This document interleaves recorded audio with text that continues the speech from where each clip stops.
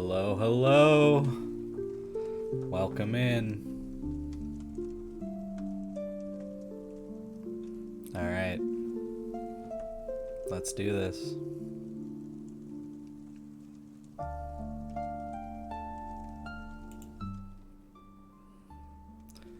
How we doing? So, here we are. Let's try to do this. I've ran this test a few times and the audio has been a little wonky, but I think I finally have all the kinks figured out. So, this is just going to be kind of a introductory get to know me a little bit type of video. We're not going to do any gaming today, but I just want to go through my top 25 kind of games to get to know me. And, you know, if any of those games resonate with you, if you got similar opinions, maybe stick around. We're going to try to do some streaming here in the near future. And, yeah. And the point of this is I just, you know, I'm not going to make a freaking dime off any of this. You know, I'll be lucky to get 5 people watching, but that's okay. I just want a community of people to chat with, really. Play some games with some people, you know? So, with all that out of the way, here we are. Sorry, my cat really wants to get on camera. Yeah. Come here, baby. Here she is. No. Stay away from the mic, though. Got something to say? Alright, sorry. Okay, here we go. So, top 25 games to get to know me. These aren't the best games. They're some of my favorites, but I wouldn't necessarily say these are my favorite games. They're just important. You gotta know these games to know me, to know my gaming journey, whatnot. Alright, here we go. Top 25. At 25, we have... Also, I built this a while ago. Again, I've been doing lots of tests and stuff. So, some of the games are going to be a little bit of a surprise to me because I don't remember what I did. But they're important to me, so it'll be easy. Alright. 25. Sonic the Hedgehog 3. Great, perfect game to start with because it is the start of my gaming journey. Sonic the Hedgehog 3 was maybe not the first game I ever played, but the first game I remember playing. Even though I'm like a 90s kid, my console journey is one that started with the Sega Genesis to the Super Nintendo to the N64 when my mom broke the little connector deal, you know, the little pin, because we used to have to plug a fucking pin into the back of the TV. And rather than replacing the cord, which I'm not sure they knew they could do, they instead got us an N64. And from the N64, then I don't think I had gotten the PS2, but the PS2 was out, and then I got a PS1 Slim, and I can't for the life of me remember where that thing came from, but that was my Final Fantasy machine. And then PS2 Slim. Slim was dope. Loved that thing. Played Kingdom Hearts 2 like crazy. Then the 360, which is a story in and of itself, how I got that thing. Then now PS4, Xbox One, PS5, all that junk. So, long story longer, the Super Nintendo wasn't one that I owned. The Genesis was the one we owned. I remember my babysitter, way back when, would bring over her Sonic the Hedgehog 2, and we had Sonic 3. So Sonic 3, I know it's not like great. I know most Sonic games aren't great. Sonic's my boy. More specifically, Tails is my guy. I was a player 2. I've got an older brother. I was player 2. I'm Tails. Sonic 3. On to 24. I'll try not to make everyone so freaking long. On to 24. Kingdom Come Deliverance. So, fast forward a whole bunch. Kingdom Come Deliverance is a game that speaks so much to me because, number one, first-person combat. I love first-person combat. Ever since seeing Oblivion for the first time, I knew I needed to play. And Kingdom Come Deliverance is such a great, historically accurate first-person medieval game. I was going to call it fantasy, but it's not fantasy. It's much closer to fact than fiction. And it's a game I bounced off of right away, wanted to love it, played the first couple hours, found it really difficult, which I'm sure a lot of people, if you've played it, you'd agree. But like in reality, the more you play, the more you build your skills in the game, the easier the game gets, the better you get at those skills. It's such a fantastic system that Warhorse, I think, studio made, and could not be more excited for the second one. It's going to be awesome. Kingdom Come Deliverance, the best historical medieval historical game. Oh, it's just so good. Play it. Please fix the damn trophies, man. I tried to get that plat and it just was impossible. So I ended up giving up, but hey, maybe Kingdom Come Deliverance too. All right. Number 23 on the list. Pokemon Red. Like I said, 90s kid. And if you're a 90s kid, you know Pokemon was it. Man, I remember back in elementary school, bringing our cards to school, doing the trading and all that when it was all popping off. And I still remember the announcement over the loudspeaker, you cannot bring your Pokemon cards to school anymore because there were too many trades that people were doing that just were not. People were unhappy and, little kids complaining to teachers. They had enough. But along with that is the first generation of Pokemon games. And for me, I was a Pokemon Red guy. But Red and Blue are really interchangeable. I've played both of them, but Charmander's my dude. Charmander's my starter. And so I'll give the nod to Red. But it's a series I haven't kept up with. I haven't played probably since Silver and Gold. I played I got Let's Go Pikachu or Eevee and was really excited for it to potentially be that remake of the OG, only to realize oh no, they basically took out all the combat, which sucks, man. I wish they would just do a straight up remake, but with Let's Go being a recent-ish release, we're not going to get that anytime soon. But that's all right. We still got Red. Okay. 21. No. Sorry. 22. The way I have these numbered, it confuses me. Okay. Call of Duty Modern Warfare 2. This is another one where it's you just had to be there. Similar to the Pokemon craze. For me, Call of Duty peaked with Call of Duty Modern Warfare 2.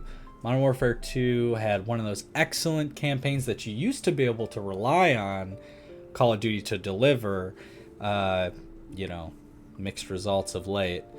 But of course, like with most FPSs, more modern FPSs, it's all about that multiplayer. And I was out there for no scope, 360 no scope and fools on Rust and Terminal. Like, let's go. Like, I was sick nasty with it. And I didn't have the online multiplayer. I played almost all of my multiplayer local, and it was amazing. It was amazing. Love the game. All right, 21. Stardew Valley. Stardew Valley is a game for me that I was always interested in when I saw it floating around, and I never picked it up until I started playing another game that's going to show up on this list, but we'll get to that. And it was my comfort game. It is my comfort game. I still play Stardew Valley, and it's awesome. I loved Harvest Moon. Whatever that, like... what was it? It was like on the N64, I think. But that Harvest Moon game... always loved playing. I want to say I rented it. I don't think I ever owned it. But loved Harvest Moon. Stardew Valley is kind of the spiritual successor to that genre of game. And I see there's other games like it nowadays popping off. It'd be cool to get the, is it the Haunted Chocolatier? That new one? But until then, we have Stardew and we have mods. So it's all good. Stardew, excellent game. My comfort game. Okay.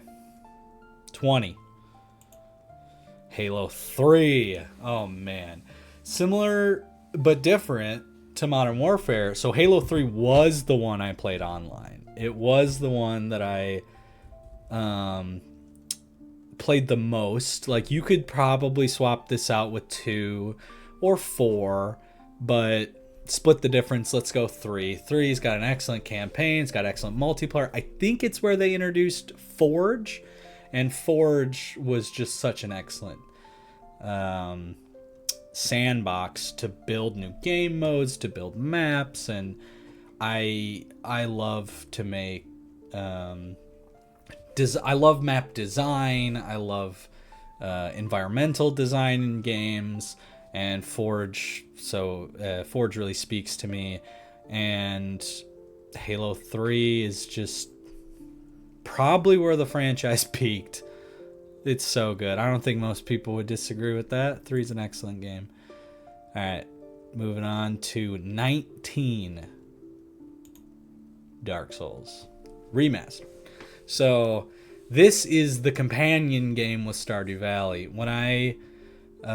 finally decided to jump into the Soulsborne, die twice, ring genre, whatever you want to call it, the From Software games. I knew I had to start the beginning, even though it's not exactly the beginning. Demon Souls is, but the Demon Souls Bluepoint remake wasn't out yet, so it was Dark Souls Remastered, and I needed something to, when I was tilted, to calm me down and to chill me out, and that was Stardew Valley. So I started these two games at the same time, would play Dark Souls until I was at my wit's end, would jump to Stardew, it would chill me out. So Dark Souls, for me, is one of the best in the From Software catalog. Like, I think that the remastered is obviously the definitive version. One thing I bounced off of early on was Souls games, because I played Demon Souls on the 360 way back when, but I always felt like the game was fighting me a little bit, and Dark Souls smooths out all those rough spots, which Demon Souls would eventually get that treatment as well. And I really like Demon Souls, but Demon Souls is kind of Souls for... it's beginner Souls, personally. And Dark Souls is really where they started cooking. All right. So, we are on 18. 18 is Dishonored. Oh, Dishonored. So I mentioned it earlier. I love an FPS. FPS is my preferred way to play. And on top of that, I love strategy. And with that comes stealth. And Dishonored is just such a... Like, the map design is there. The world building and the narrative and the different pathways to complete your missions and the different power sets. It's so creative. It's so excellent.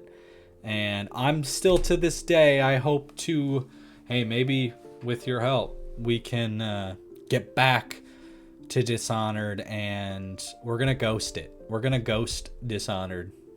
That is on my bucket list. All right, next. Oh, tears. Fucking tears. So, The Legend of Zelda is a franchise that has been with me since Ocarina, but it's one that I've always admired from afar. It's not a franchise that I played a lot of, like to completion or anything, but had Ocarina, had my time with Ocarina, and then played... I had kind of fallen off the Nintendo consoles, so, it's hard to play them then. But I had a handheld, so I played like Minish Cap, and I played some of the other handheld stuff, but... it wasn't until more recently I had gotten a Switch and I tried Breath of the Wild, and I know this is blasphemous, but it was fine. I thought it was fine. I played a few hours of it and put it down, didn't pick it back up until probably like a month before Tears, where I finally got it. I finally understood what it was doing, because I love narrative. And the game is so light on the narrative, particularly Breath of the Wild, that I didn't get it. But it's not about the journey that they are crafting. It's about the pieces they give you to craft your own journey. And everyone's adventure with Link through the world of Hyrule in Breath of the Wild and through Tears is not it's all about your adventure and the NPCs you connect to, the side quests you enjoy, you going back to a village that you had gone to earlier, and seeing some kind of progression or just building your own stories and sharing those with each other and stuff. And for me, Breath of the Wild was the proof of concept that was then perfected with Tears of the Kingdom. For me, better mechanics, better story. It's almost the same world, except for they freaking doubled it, and they gave you Sky Islands. It's excellent. It's just simply excellent. It's probably the best Zelda game, but I struggle with that because I like narrative. So I want to say like Twilight Princess or even Wind Waker, but I don't have a lot of experience with those. I did play, like everyone, I had a Wii, so I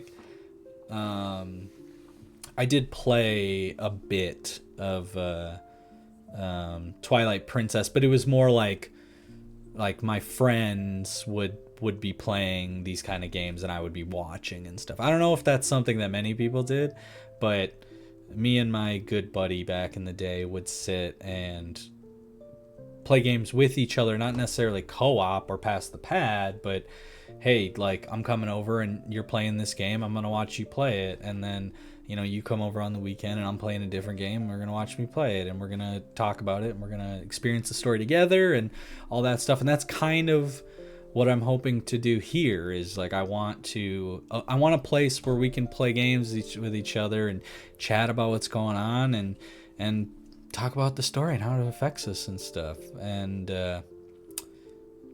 yeah, long story short, tears, man. Frickin' tears. So I burned through that game. It came out just nonstop every day. Come home from work, playing until I miss my bedtime and I'm frickin' getting less than 8 hours and scarfing down my dinner, getting the fuck to bed and whatever. So good. I can't wait to play it again. Like someday. Okay. Oh yeah, maybe on the Switch too. Maybe if they do some kind of upgrade for the Switch too, I'll be back. 16. Portal 2. So Portal is a game that maybe the original has a little bit more nostalgia for me. I love first person. I love puzzle games, and Portal is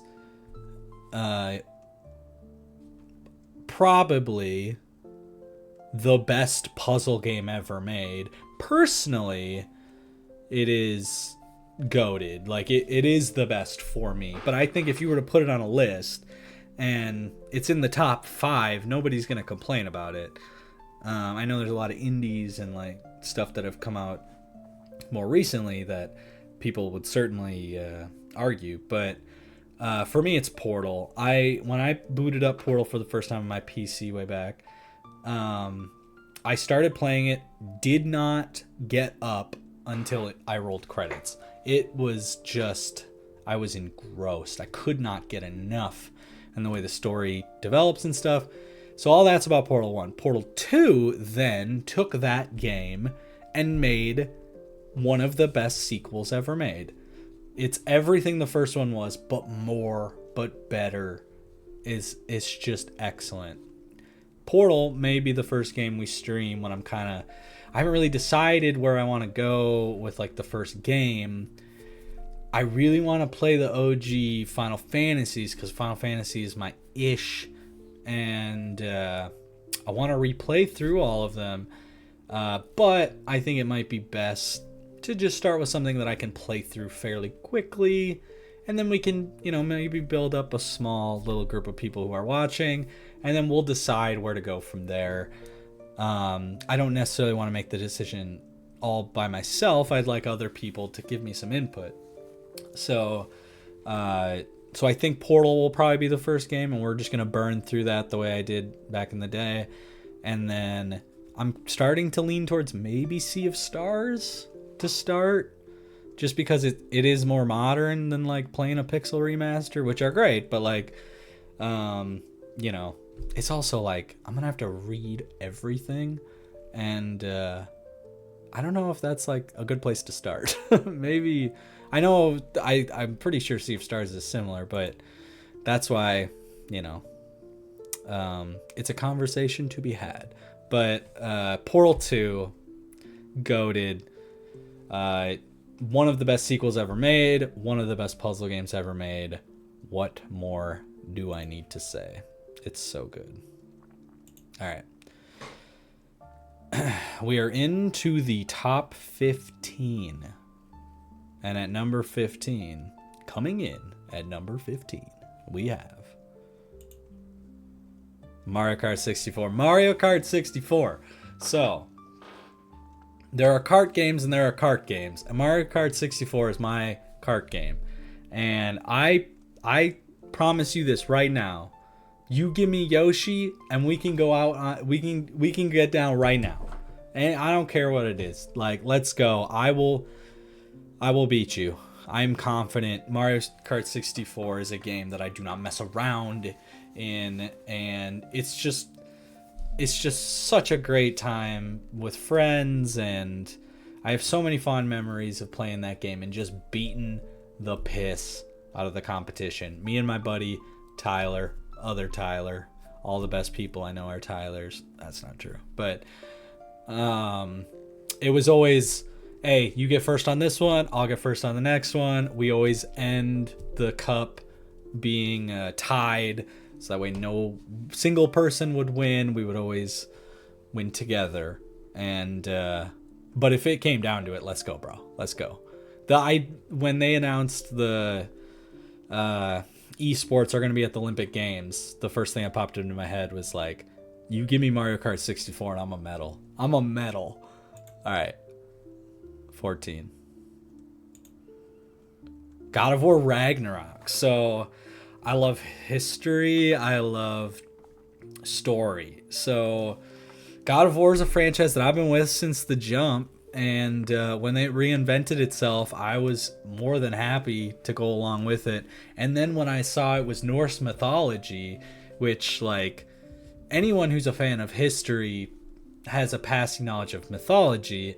And obviously Greek mythology is the most popular mythology, I would say. So that came along with the original God of War. But me being a Scandinavian, I have dove deep into my Scandinavian lore and mythology. And so when God of War Ragnarok came around, God of War 2018, but then continued in Ragnarok, I was so ready to just eat it up. And though it's not like hyper accurate, it doesn't claim to be. Like, it's not a big deal to me.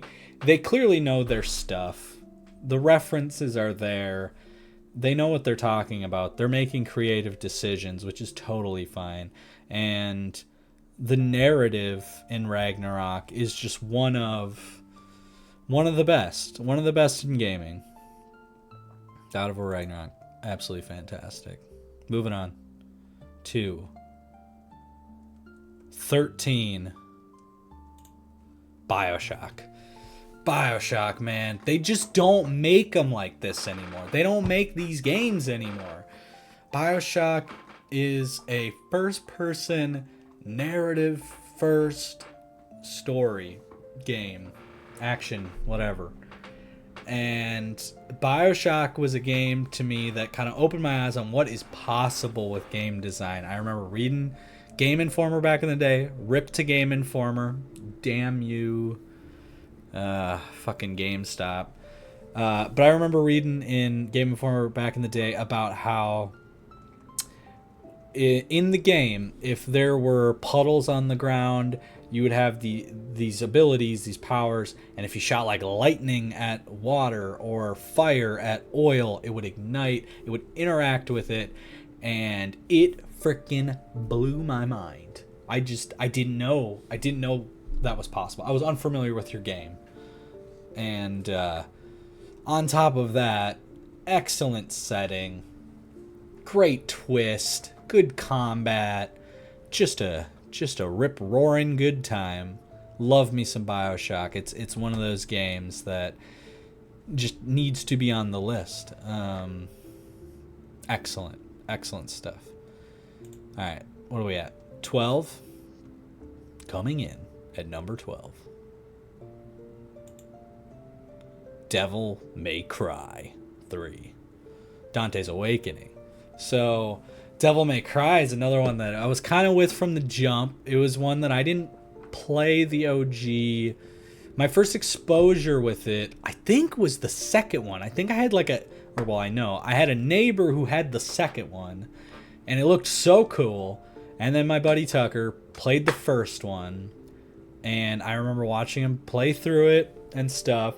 And then, so for me, when the third one came out and it was an origin story, they had kind of misstepped with 2 and they were reinventing Dante. I don't think they introduced Virgil, but they kind of like created what we know to be Virgil. Not Angelo. I think his name's Angelo in the first one, which is cool. But anyway, the third one kind of creating this younger Dante. I was a teenager. God, was I? I might have been a freaking tween.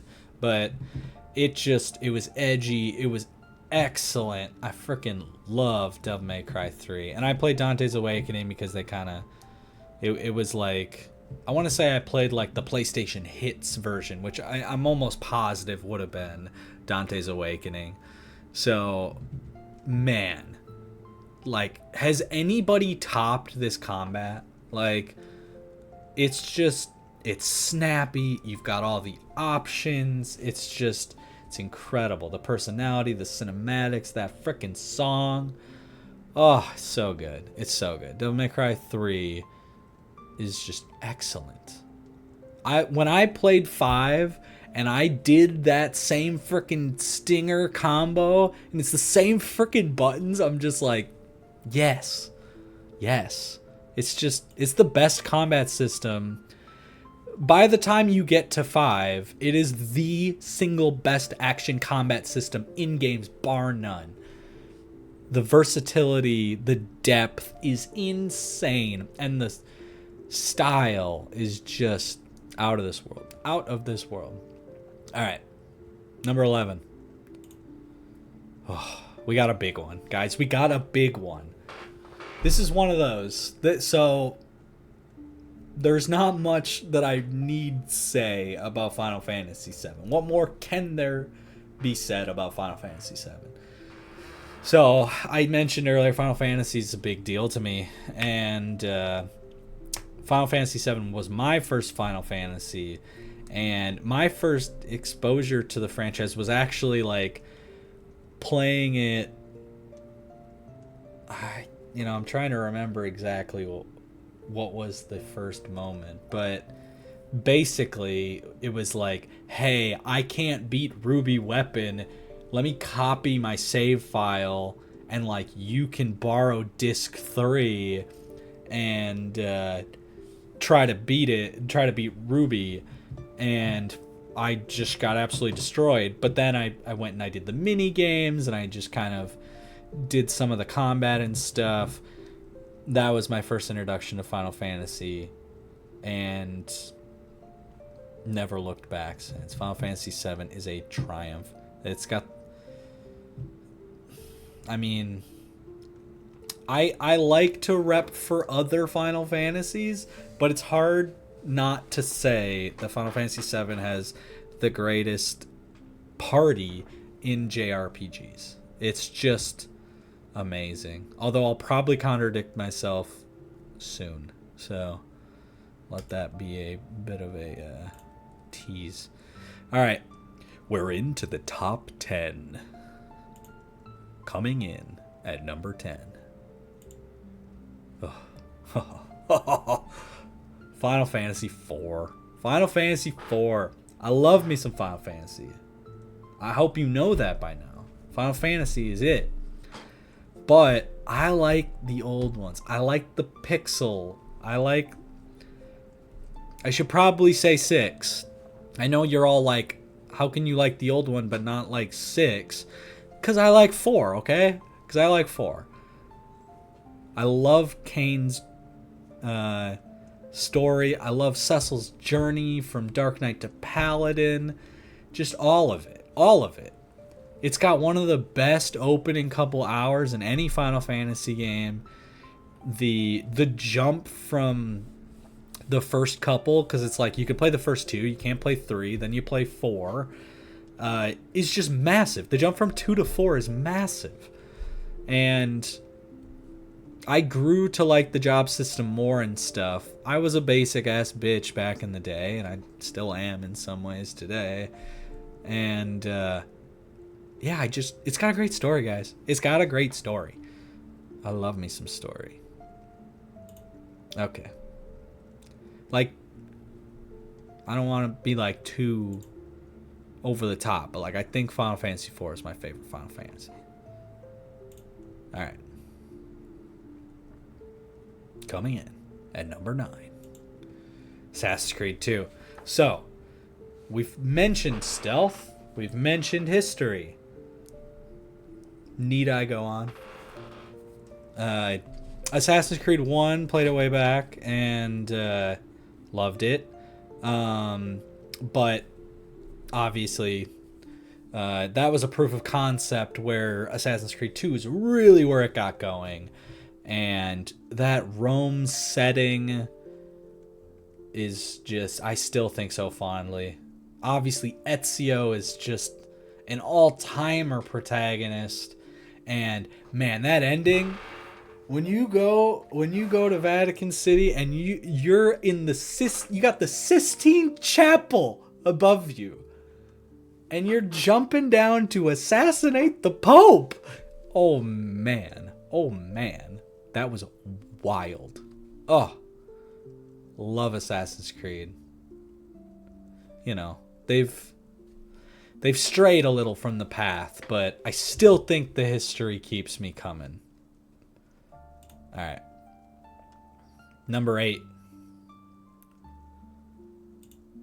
The Last of Us Part 2. Oh man. Oh, I just got depressed. We mentioned story earlier with Ragnarok and stuff. The Last of Us Part 2 is the single most powerful narrative in gaming, carried by one Ashley Johnson and Laura Bailey, delivering just powerhouse performances. It's a game that I'm not sure I ever want to play. Like, I never feel like I want to play The Last of Us Part 2, but it just stays with you. It buries deep inside of you, and it affects you.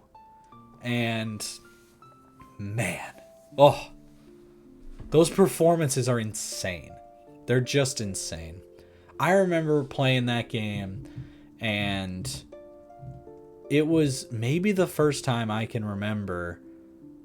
I mean, it may be the only time in my gaming life that, like, it never broke. Like, Naughty Dog does so much immersion stuff. Like, Ellie's picking up her backpack and the hood moves. It doesn't clip through. The clipping, oh man, guys, clipping. It just, Anyway, it moves and everything's like these mesh textures that interact correctly with the environment, and it's just like, man, like, it's that sort of thing that, like, when you played MGS2 and you were on the tanker and you were like, guys, you can shoot every one of the individual bottles. Like, it's that type of shit dialed up to 1,000,000 with a crazy story, with the best performances. Like, it is an absolute gem. But man, is it rough. It is riggedy rough. But wouldn't have it any other way. Love it. Alright. Number 7. Snake Eater. Oh. Man. MGS. I mentioned it. MGS2. So I could go MGS2. I love MGS2. But MGS3, like, I'm a Bond fan. MGS3 is tapping into that sort of 70s espionage, or late 60s, early 70s espionage. And Big Boss, or Naked Snake, the Boss, the Cobra unit, Hot Salat, the freaking rare. That shit is just gold. I love it. And please, gaming gods, just let Delta be good. Just let it be good. Pray with me. Alright. Number 10. Here we go. Just live and let die? Yeah, if you're Okay. Skyrim. Oh, Skyrim. I think I mentioned Oblivion earlier, but Skyrim's special, man. Skyrim is a game that I waited for that pre-order, and on release day had totally forgotten that I had plans to have people over, and it was a whole thing, and went and got the game, and I was like, I'm sorry, guys, but, and hey, feel free to stay, but, like, I'm playing Skyrim, guys. I'm getting Skyrim. I'll be right back, and I'm playing Skyrim. And I'm, to my surprise, like, I had a room full of people just locked the fuck in. Like, that intro, I mean, we all know it. We've all played it in a million places. Skyrim is legendary. And that opening just drew in a whole crowd of, let's call them casuals. And I don't think I've stopped playing it. Like, it's just a game I continue to go back to. I've played it dozens of times. Love it. Love it. First person, fantasy RPG. Yes, yes, yes. Alright. The top 5. We made it. Here we go. Coming in at number 5. Super Mario All-Stars. So, this is a bit of a cheat. This is not one game. Super Mario All-Stars was my introduction to the little Italian plumber. And I know that there's a bit, like, I prefer the 2D. I was never a Super Mario 64 guy. And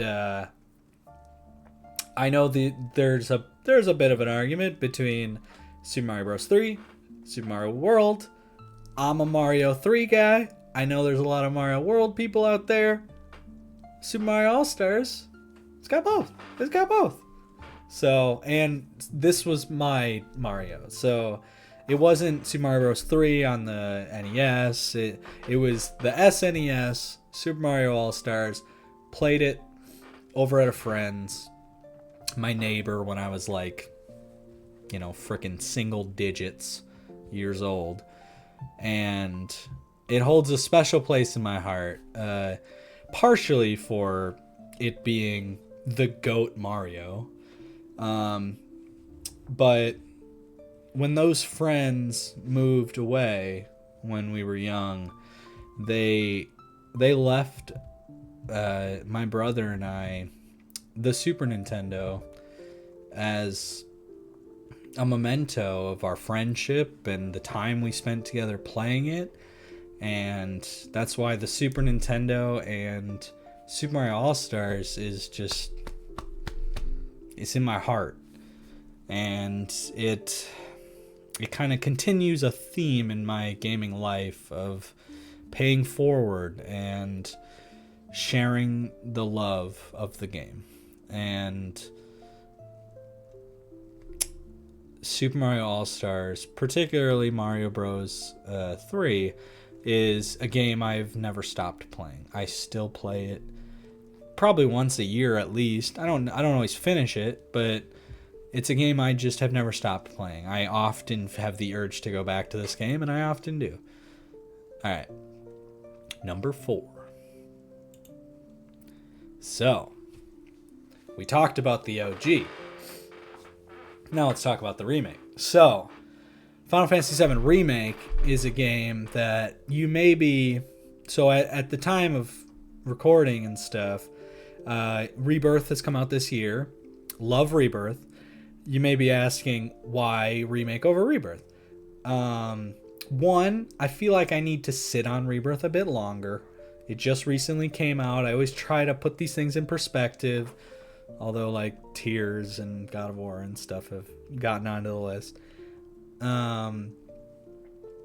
But for me, Remake is partially the hype, the announcement. Man, that E3 announcement of they are coming back. The promise has been made. Like, oh my God. Like, it's never been more hype. There's never been more hype. And then for it to come out and for it to be excellent, for it to be this hybrid of the Final Fantasy old combat system, the ATB, with shades of Kingdom Hearts, which I love, and the freaking characters being brought to life, it being basically you playing Advent Children. Like, it's a dream. It is an absolute dream come true. And they freaking nailed it. And getting into a little remake rebirth conversation, I just simply came out of Remake higher. And I'm not going to judge Rebirth too harshly for that because it's the middle of the trilogy. We're in the middle of the story. I know what's coming, and I think they're going to stick the landing. But I just came out higher coming out of Remake than I did out of Rebirth. So, and to be fair, the Midgar section of Final Fantasy VII is the most iconic section of Final Fantasy VII. And again, they nailed it. So, that is that. The top 3. Here we go. Number 3. You'll never see it coming. Persona 5 is my personal favorite JRPG. It's a game that I just easily put 120 plus hours in. Only the one playthrough.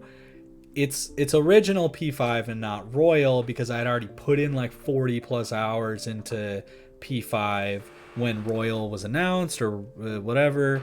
Wasn't willing to restart it, but it leaves us an opportunity to maybe play it together. I want to know, is it Kwame or whoever the new chick is, the redhead chick? I want to know her. I want to friend her up. P5 GOAT soundtrack. It's so my shit. Like my favorite music in video games, in the whole of video games, are in Persona 5. Excellent cast of characters. Silent protagonist, but like if you watch the anime, you get a bit more personality, and then it doesn't really matter. Like the surrounding cast is so excellent.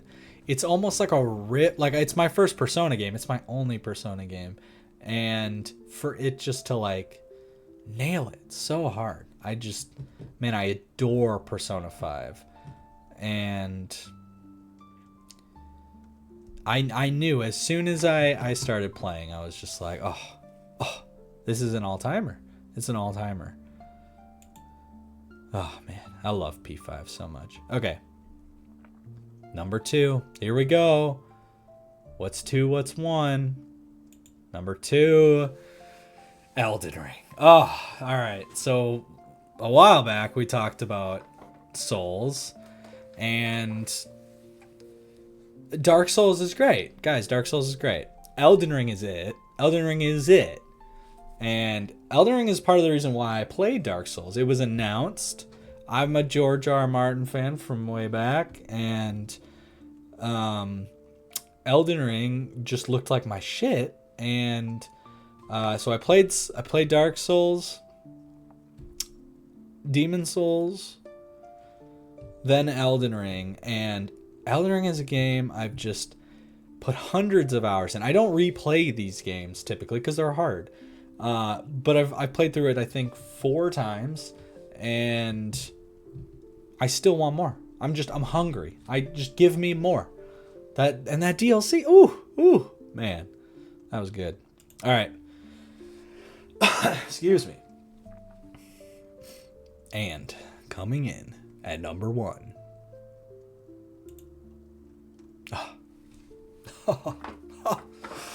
So if you know me, you know Kingdom Hearts 2 is my favorite game. It's a game that I remember pre-ordering. I remember the hype for this game. I remember blogging on my Xanga. You'll probably don't know what the fuck that is. Xanga. And the speculation about who's the BHK, who's the blonde-haired kid, Roxas. And I just remember burning through that game, like so hungry to know what the hell was going on. And also a Disney kid growing up, so you've got the love from Final Fantasy, from Disney, and Kingdom Hearts 2 is just such a step up in narrative. It's got excellent villains, excellent characters, set pieces. It's got, I think, the best roster of worlds in the franchise. it's just Kingdom Hearts as a whole is just like bottled joy and distilled like happiness and power of fucking friendship, and I love that shit. Ugh. KH2 forever. So there we have it. We've got 1 through 25. The top 25 games to get to know me. But wait. What if I told you? What if I told you this isn't the actual list, guys? I'm sorry. This isn't the actual list. Let me reveal to you the actual top 25. Boom. You see that? So, not a lot's changed, guys. Chill out. Not a lot's changed. Let's start from the bottom. Let's go quick. So, Sonic 3, still there. Kingdom, still there. We're replacing Pokemon Red with Fire Red because I played Fire Red recently and damn, it is an upgrade. It is the definitive version of Red. I am taking no questions at this time. Now, Call of Duty Modern Warfare 2 replaced with Titanfall. Why? Because Titanfall is my favorite first-person shooter. It didn't even need the campaign from 2. And I know it's excellent, but Titanfall did it perfect. No notes. Like, it nailed it. Titanfall is it. Alright. Moving along. Stardew. Halo. Now, we've replaced Dark Souls with Baldur's Gate. Why? Because Baldur's Gate 3 needs to be on this list. I love story. I love turn-based. I love RPG. I love D&D. Baldur's Gate. Baldur's Gate 3. It's just so freaking good. The characters. The way they translated 5e into gameplay. The open-endedness of the whole mechanical systems. It's just so good. And let's be honest. Souls. It's not the best one, guys. It's not the best one. We got the best one on the list. It's covered. Moving on. Dishonored. Zelda. Portal. Now, I'm going to say something crazy. And you're going to have to go with me here. You're going to have to just breathe. Just take a breath and think about it. Crash Team Racing Nitro Fuel is the best kart racer ever made. Think about it. Think about it. Do you want Nintendo charging you for every damn track and DLC and whatever? Or do you want to play CTR? Sorry. Do you want to play CTR and have the game give you currency at a fair rate and a store that rotates and free maps, free courses, seasons? It's so good, guys. It's so good. And though Mario's more nostalgic, CTR Nitro Fuel is the definitive kart racer. I'll still fuck you up in Mario Kart 64. Moving on. Ragnarok, BioShock, DMC3, and... Alright, guys. Again, controversial. I don't care. I like 8. I like Final Fantasy 8. We got 7 covered. Oh, I got 7. Look. 7's up there. So we're going to talk about 8. Final Fantasy 8 is freaking awesome. I don't care. I love it. I love 8. It's so good. I'm a sappy motherfucker. I love a romance, and Squall Renoa is awesome. Love me some Squall. It's awesome. Now, this one hurts, but I have to be real. Octopath Traveler 2 is the best classic RPG, JRPG. So I love 4. I love 4 to death. Octopath's just better, guys. It's just better. That 2D, 3D art style, you need to... If they remade every classic Final Fantasy with that art style, we would be living in the perfect world. All those people that want 6 remake, that is how you do it. You do 2D, 3D. It's freaking excellent. I love the cast. That I didn't necessarily connect with everybody, but the people I connected with, man. Oh, great music, great combat. It is the evolution of the classic format. And it's just so excellent. Now, continuing along with the upgrades, Assassin's Creed Brotherhood's better than 2. Assassin's Creed Brotherhood might be the best game in the series. It all takes place in Rome, so it's slightly smaller. You don't get the Florence of it, but Rome is excellent. As a history buff, how do you not like Rome? And it introduces newer mechanics, and I remember setting my TV up on like the edge of my bed frame and playing that thing until the frickin' sun came up. I ate that thing up. Okay. Things are getting spicy, okay? Things are getting spicy. Last was part 2. You're safe. So, are we ready to have this conversation? I'm not sure we are. But if you know in your heart of hearts that it's true. Metal Gear Solid 5, The Phantom Pain, is the best Metal Gear Solid game. It's the best Metal Gear Solid game. Now, you're going to have to take the caveat that I know it's not the best story. I know they fucked that story up. I know.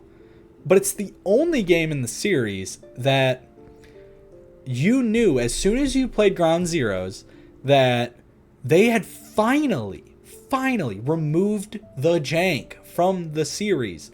Every game before that, the mechanics just never quite felt right. There was always something about whether it was the control scheme or the aiming or whatever, there was always some jankiness. And I knew as soon as I played Ground Zero, they finally did it. They figured it out. They made the game that they had always wanted to make, but it just not quite cracked the code on. If you could take those mechanics, the way that game plays, and put it on all the other games, then we could have a real conversation about what the best Metal Gear game is. Until they do that, it's 5, because it's the one that's not janky. It feels so good to play.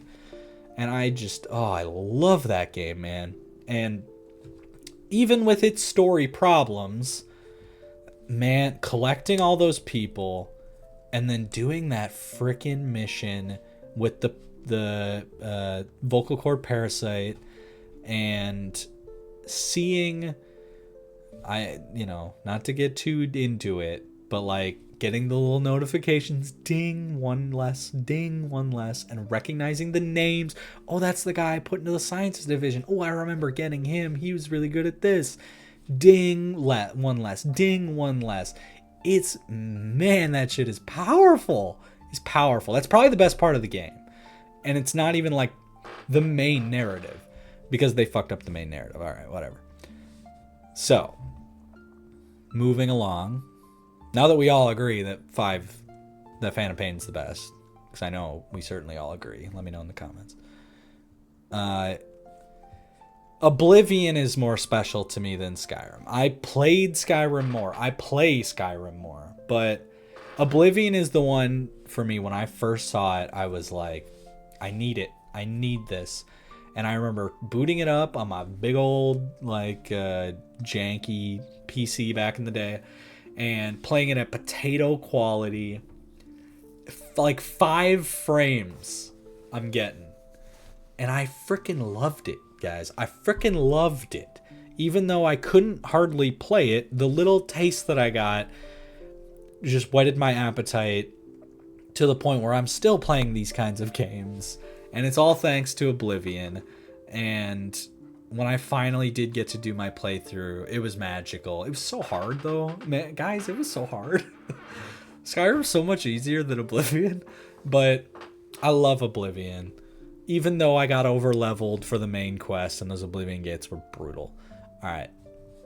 We have one last game to talk about because I have been going on for a while here. We've got All-Stars Remake P5. And it's time for me to admit it. Elden Ring is my favorite game.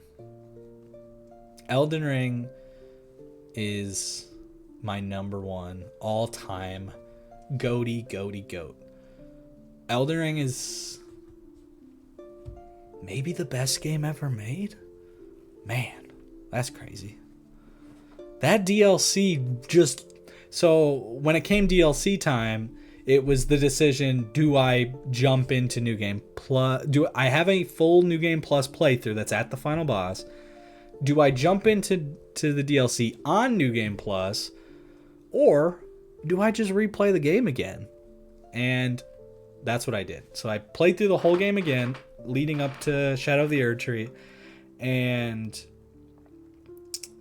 I already loved the game, but like understanding the lore better and kind of crafting my RP for my character, Ranny Consort for life, and then experiencing the DLC, the extra depth to the lore, the new characters, it just everything about it. Challenging combat, excellent world building, the level design. It's just it, man. It's just it. It's my favorite stuff. It's just my favorite stuff. And I love you, KH2. You had a great run. But step aside. There's a new king. There's a new Elden Lord. Praise be. So there you have it, guys. There you have it, guys. We've got the top 25 games to get to know me. And we have the real top 25 games to get to know me. Was this just a way for me to cheat and actually do 30 games? Maybe. I'll never admit it. Alright, guys. Thank you so much for joining me. We're going to do a video soon about the announcement of the schedule for when we are going to get boots on the ground to get this stream thing going. But I just wanted to put this video together for people to check out the page, to get an idea of who I am and my taste. And hey, if any of this stuff vibes with you, maybe we'll be good. Maybe we'll be cool. Maybe we could be friends. Maybe we could, make some gaming memories together. I would love that. And if not, that's cool. It's totally cool, guys. You don't have to agree with me. Just understand. Just understand where I'm coming from. So, if there's anything you agree with on the list, you disagree with on the list, please put it down in the comment section below. Hit like, subscribe, all that jazz. And I can't wait to get this journey started. But thanks for joining me, and have a wonderful day. Catch you on the flippity flop.